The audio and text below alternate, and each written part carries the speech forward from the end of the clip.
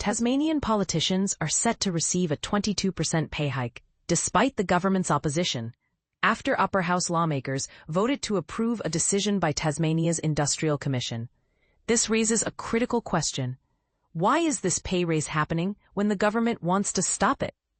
The Commission, a body tasked with resolving disputes over wages and conditions, ruled that MPs' base pay should rise to $171,527 from $140,185. This increase would still leave Tasmanian MPs with the second lowest base salary among Australian politicians, trailing only New South Wales, $172,576, Western Australia, $173,393, and the Northern Territory, $175,000.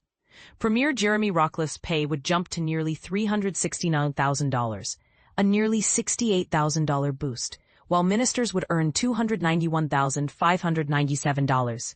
However, Rockliff has publicly rejected the 22% raise, opting instead for a 3% increase to align with the government's recent offer to public sector workers.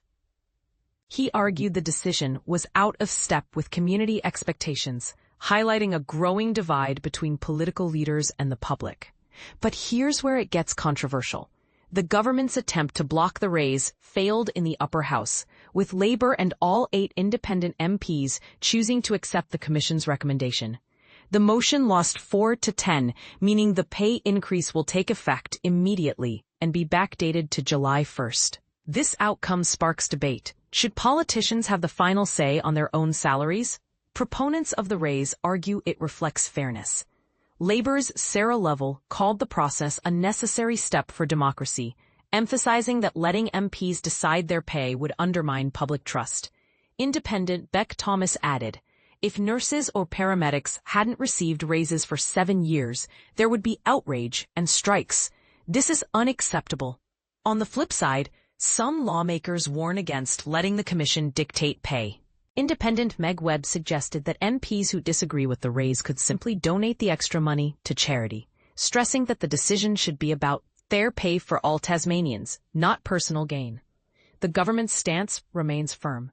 Minister Kerry Vincent reiterated the need for responsible fiscal stewardship, noting that state servants have already received a 3% annual raise.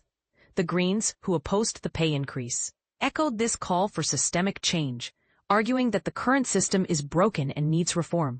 So what does this mean for the future?